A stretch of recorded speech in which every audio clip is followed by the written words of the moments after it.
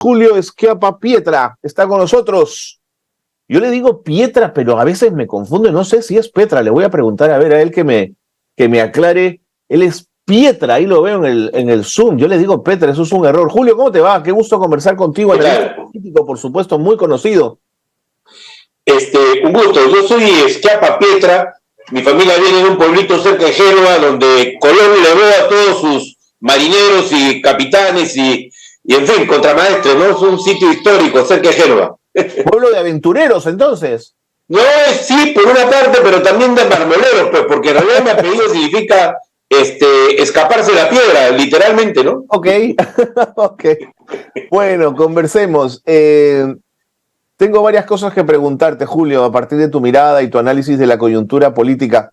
El ministro del Interior, aquel que reparte calendarios de Alberto Fujimori, anunció que darán un golpe a los grupos detrás de la toma de Lima. ¿A qué se refiere? ¿Tú lo puedes entender?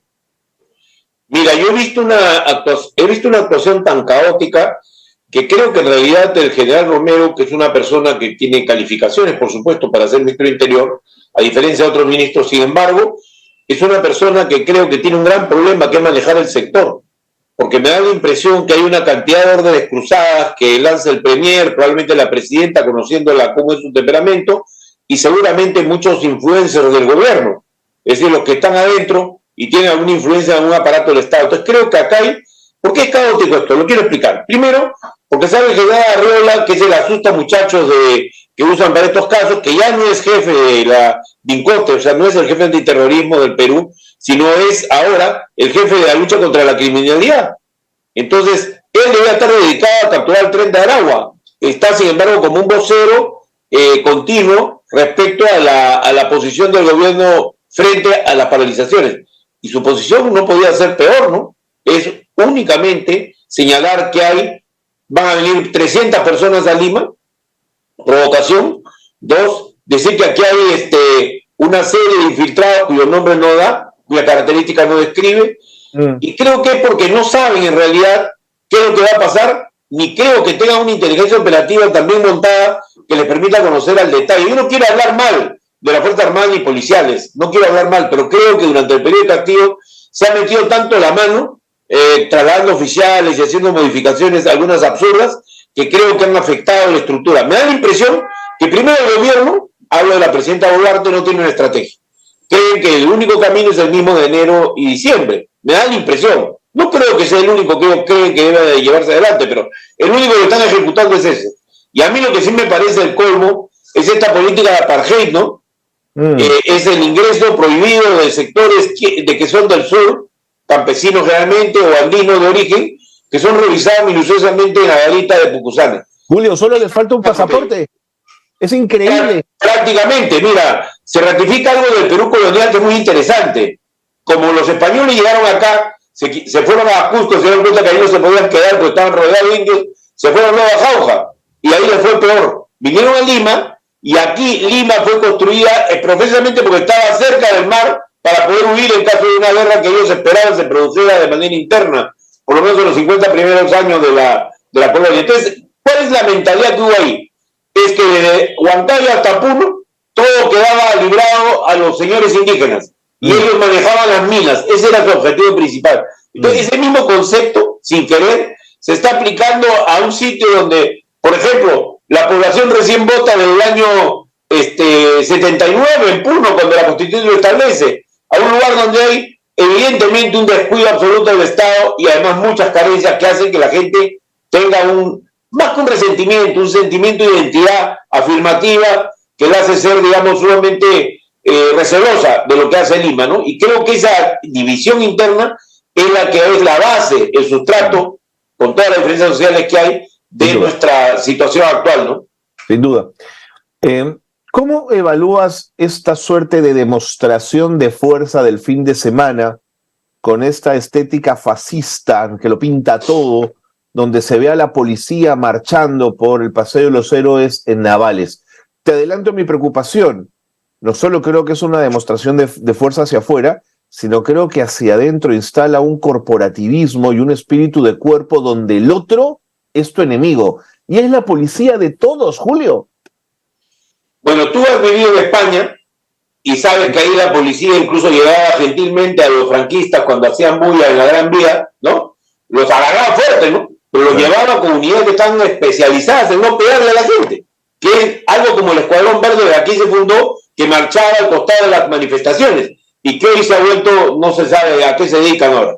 Creo que le han vuelto una especie de guardia de asalto nuevamente. Y además existen cuerpos policiales como los ternas destinados a la política preventiva, que aquí se han vuelto cuerpos que ya están identificados por la gente como provocadores y como soplores. Algo trágico, porque mira, la policía moderna tiene que tener un 30% de investigadores, por lo menos. Y en Francia es así. Por eso tienen gran capacidad de prevención a pesar de todos los desórdenes que hay. Aquí estamos siguiendo una ruta inversa, que es militarizar la policía. En lugar de sumirla en la gente, de meterla en la sociedad, la estamos sacando de ella y la volvemos un cuerpo militarizado, que desfila, que hace despliegue de fuerza, cuyos jefes salen a hablar agresivamente respecto a la próxima movilización en lugar de llamar a la calma. ¿La policía qué cosa es? Es la primera línea de defensa en el uso del ejercicio de la violencia del Estado. Te puede capturar, te puede detener, te puede llevar preso por algún delito, te puede meter un balazo si es que tú disparas, etcétera, etcétera. Y si asesinas a una persona también te persigue. Entonces, cumple un rol clave. Pero si uno lo identifica con la Fuerza Armada, que tiene un rol más bien internacional, fuera del país, que no tiene que tener una relación con estos hechos, digamos, de calle, estamos disolviendo a la policía como una entidad que es un parapeto que debe negociar. ¿Tú has visto cómo hacían los policías antes? Negociaban en las manifestaciones. Hoy día no. Hoy día llegan y lo primero que hacen por orden de sus jefes es disparar a gas lacrimógeno. Entonces yo creo que hay un error. Aquí debe haber contención. No estamos en un combate armado entre los ciudadanos y la fuerza del orden. Y creo que es un grave error porque puede llevar a mí me preocupa mucho lo que puede pasar, no por los manifestantes que han dicho en todos los tonos que no hay toma en Lima, que no están de acuerdo con la violencia, lo han dicho la CGTP, lo han dicho un manifiesto que ha salido del Cusco, un manifiesto del Comité Unitario de Lucha, en fin. Pero yo creo que acá hay varias marchas, ¿no? Y eso es lo que la policía no está viendo. De acuerdo. Julio, yo creo que el conflicto armado interno y la guerra que Sendero Luminoso le declara al país, yo creo que nos marcó profundamente. Es una brecha dolorosísima. Creo que el fujimorismo hizo de la victoria del Perú sobre Sendero un instrumento político. Y suele regresar Sendero Luminoso y el Movadef cada vez que tenemos un tema de estos. A mí me parece perverso, pero me parece inmoral que se use el dolor de las víctimas del conflicto armado interno para volver a sacar a Sendero Luminoso y al Movadef.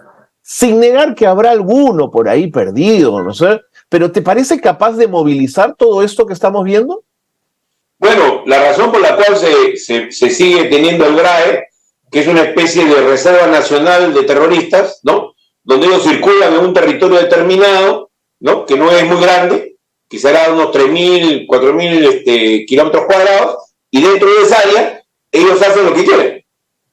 ¿Y por qué no se les captura? ¿Por qué no se entra a eliminar ese desblote? Porque está ya vinculado con el narcotráfico. Totalmente.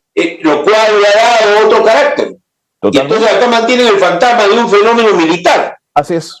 ¿Qué militar tiene, por ejemplo, el famoso camarada Carlos, que fue el autor de un asesinato de 16 personas? Tú recordarás, en el proceso de las elecciones pasadas. Terrible. Una masacre en un burdel donde matan a las mujeres que eran prostitutas y matan a los clientes.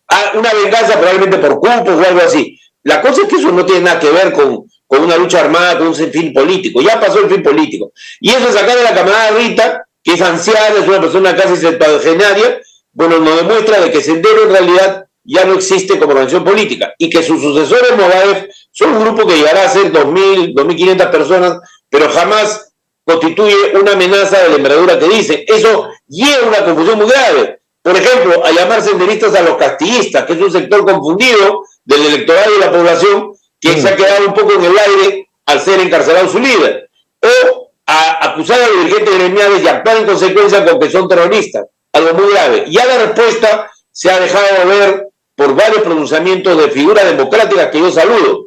En algunos medios de comunicación, por ejemplo, los propios conductores están parando la mano a gente como Papá e Hijo Sillones y otros, no quiero mencionar más apellidos, pero en realidad casos escandalosos en los cuales se ha hecho una muy violenta prédica de un enfrentamiento siguiendo los ritos de la guerra interna. Es decir, el otro es tu enemigo, lo tienes que eliminar. Sí, no hay diálogo, claro. no hay capacidad de negociación, sus reivindicaciones no existen, ¿no? Claro. Pero Julio, lo tremendo de esto es que esa leyenda o esta narrativa, digamos, tiene parlantes en medios de comunicación que se convierten en corifeos, Así es. pero además en grandes cajas de resonancia de algo que es mentira, Julio. Mira, yo creo que el gran problema que pasamos en los medios de comunicación, tú sabes que yo soy periodista, incluso yo tengo un programa en Nativa los días sábados. Por supuesto que lo sé, Nosotros Julio. tenemos una misión que es igualita a la del 2000, mi querido Carlos. No sé si tú recordarás qué pasó en el 2000, ¿no? Que en 2000, una de las líneas de batalla clave fue la primera, los estudiantes de Derecho, que salieron a marchar en contra de las ilegalidades de Fujimori, en defensa del Tribunal Constitucional. Lo segundo fue el Foro Democrático, que fue un espacio político de coalición. Ahí estuvo Morea, me acuerdo, claro. ¿No? Claro. Y tercero fue la presencia de los periodistas casi como profetas. Yo me acuerdo de la Magda Huertas, que hoy es tan complaciente con el gobierno, en esa época tremenda luchadora por la libertad de expresión, Luis Iberico, en fin, no quiero mencionar más nombres para no ofender a algunos, pero la verdad es que varios han sido héroes de la libertad de prensa. Y sin embargo, hoy, con algunas excepciones que yo no puedo narrar, no puedo darte los nombres porque sería poco profesional, con algunas excepciones que son 3 o 4, que son liberales, consecuentes con su pensamiento, no hay en realidad en los medios de comunicación otra cosa que una uniformidad gris, que además está llevando una crisis terrible. Mira, en estos días el principal diario de circulación nacional del Perú está pasando una crisis terrible, pero con todo un hombre, digamos, que tiene un mayor interés económico del diario, que es un vendedor de periódicos al cual yo acudo todos los días. Y el señor me dice que ha vendido la semana pasada un solo ejemplar del diario que estoy mencionando el día sábado. Entonces, una catástrofe, porque la gente no está viendo ni está escuchando, ni siquiera en la clase media, ya se ha radicalizado todo tanto que ya la gente recurre a medios más extremistas o a medios que le digan lo que ellos quieren escuchar, ¿no? Eso es lo grave de las consecuencias que tiene. Todo el periodismo está en crisis y las empresas están en crisis en la mayor parte de los casos, ¿no? Julio, voy a jalar esto que estamos conversando a otro nivel, pero que va un poco en la misma línea. Cuando Tarola sale en televisión a decir, yo invoco a la Policía Nacional para que se comporte de una forma, ¿no?, equilibrada, en fin, no tengo exactamente en la cabeza las palabras que usó, más el verbo invocar, que sí lo tengo clarito. Yo me pregunto, ¿es que acaso un premier no ordena, no exige a su policía y a sus Fuerzas Armadas no disparar? ¿Qué es esto de invocar, Julio? Creo que revela una profunda debilidad del gobierno, ¿no? Que además creo que debemos tener claro que en primer lugar estamos en una crisis sistémica. Recién faltaba un tercer factor, el económico. Porque desde ayer, Luis Alberto Arias y varios destacados economistas que tú habrás leído han dicho que entramos en recesión. Se viene, sí. Estando mal, entramos en recesión. Segundo, hay una crisis política que no se va a resolver si no es con nuevas elecciones, en mi opinión. No creo que haya otra solución. Así es. Y candidatos sobran, posibilidades sobran. No serán las perfectas, pero no hay manera de seguir con este gobierno tal como este maneja la política del país. Y en tercer lugar, el otro factor es el social, que ya está a punto de producirse un desborde. O sea, si uno no entiende esto del 19 de julio como la posibilidad que las movilizaciones luego continúen y que el Perú entre en un estado de zozobra social, pues simplemente hay que ser ciego. O sea, acá estamos rumbo a ir a un proceso que no se dio en enero y en diciembre por la represión muy dura que hubo, que mató a 70 personas. Hoy día, el riesgo real es que entremos en un proceso como el de Chile y Colombia. O sea, una inestabilidad, lo que llamaríamos un desborde popular que puede durar un periodo hasta que se hagan las reformas y se logre una apertura. Por eso, la salida electoral, mira, no es lo que están diciendo algunos, ¿no? Que es improvisada, de ninguna manera. La salida electoral es lo que todas las democracias hacen cuando hay una crisis de envergadura. Ejemplo, Ecuador. Mira, es un presidente de derecha, con el cual mucha gente en el Perú probablemente no comulga. Pero ese hombre la vio y salió con las elecciones como solución. En Chile y en Colombia, la solución de presidentes de derecha, pero hombres con experiencia política, ¿no?, y una mentalidad liberal, como fueron Piñera y el presidente en ese momento de Colombia, pues bien, llevaron adelante procesos electorales. Y ahorita acá hay un ejemplo muy importante, que es el de España. En el momento que el presidente español se dio cuenta, del gobierno español se dio cuenta, de que por más que él había hecho esfuerzo de armar una coalición, esta no iba a funcionar y que además, si él iba con la franja izquierda de sus aliados, no iba a ninguna parte ya porque había perdido legitimidad electoral todo el sistema con las elecciones municipales y regionales en España. Pues bien, están ahorita por hacer elecciones. Sí. Como una muestra de que esa es la forma que tiene la democracia de resolver las crisis. Así es. Bueno, Julio, sí, pero fue un diálogo, ¿no? Para ver los términos de la transición electoral, pero creo que lo mejor para el Perú, lo menos costoso, que la señora Dina Boluarte renuncie. Pero es que Boluarte nunca entendió que este era un gobierno de transición, Julio. Mira, cuando yo estuve todavía vinculado a ella, la cosa de la cual se habló fue de que era un gobierno de transición. Pero había personas en su entorno familiar que le empujaron a que ella tomara la decisión que tomó. Que es que ante la amarrada con el Congreso una falsa postergación, una falsa convocatoria de elecciones, porque fue falsa definitivamente, el Congreso no estaba dispuesto a darle, ya no negoció nada, y terminamos así. Creo que acá, respecto a las palabras de Otárola, reflejan profunda debilidad, no profunda fortaleza. Y creo que le están sugiriendo cómo debe actuar las Fuerzas Armadas en ese sentido, que es reprima, no es otra cosa, el mensaje oculto ahí es ese. No es usen las armas con legalidad, tú no tienes por qué decir eso. Y además, lo que tú dices es clave, no hay realmente constancia de reuniones y de capacidad para poder dirigir este proceso. Me da la impresión a mí que están marchando sin estrategia. Si no, no tendrían por qué salir un general que es el jefe de inteligencia de la policía, ¿no? Que con toda buena intención sale a defender el gobierno. ¿Qué dice? ¿Qué dice? Dice de que Sendero Luminoso fue el creador de la política de la Asamblea Constituyente el año 2001. Porque en una reunión lo discutieron, o sea, con ese nivel, ¿no? Y el general, que no es un hombre que no sea preparado, el general que es ahora jefe de la DIVINCRI, evidentemente alguien le ha dicho, y creo que eso está desde el gobierno, señor Mario, usted hable, porque usted habla bien y necesitamos a alguien que sea un vocero agresivo con esta gente que quiera sublevarse. Bueno, ha salido y ha dicho también su buena tanta barbaridades que han polarizado más. O sea, ellos ya superaron con esto todo lo que se ha escuchado de parte del gobierno. Ok. ¿No? Sí. Julio, yo entiendo tu cautela cuando opinas de la Policía Nacional y de las Fuerzas Armadas, y lo saludo y lo valoro, pero quiero llevarte un ratito al pronunciamiento de ayer, 17 de julio, de la Defensoría del Pueblo, para entender el problema sistémico que tú mismo estás narrando. Sí. La Defensoría del Pueblo dice, exhorta a que el derecho a la protesta no afecte el derecho a la salud. Y entonces, primer párrafo, las personas tienen derecho a la protesta de manera pacífica. Párrafo 2, no puede afectar el derecho a la salud. Párrafo 3, se recuerda al personal de salud que brinden atención, que deben tener paso libre. 4, nuestra institución continuará vigilante. No hay una sola palabra dirigida a la Policía Nacional para que no haga uso excesivo de la fuerza, Julio. Es decir, esta Defensoría del Pueblo le tiene miedo a la policía. No es una Defensoría del Pueblo democrática, pues. Puede haber sido elegida con formalidad democrática, pero no es democrática en su actuación. Además, no hay que olvidar que un exministro de Merino está como el hombre, el jefe de gabinete del actual Defensor del Pueblo, ¿no? ¿Ok?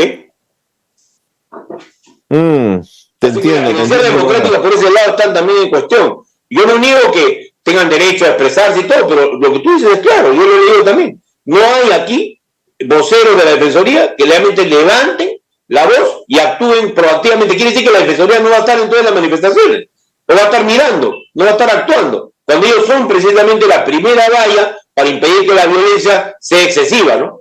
Porque se pueden acercar a los jefes, le pueden llamar por teléfono, los pueden buscar para decir, señor, controle su tropa, está viendo acá una violación de derechos humanos. O sea, nada de eso parece estar en la mente. Por eso te digo que hay un gran desorden bajo los cielos.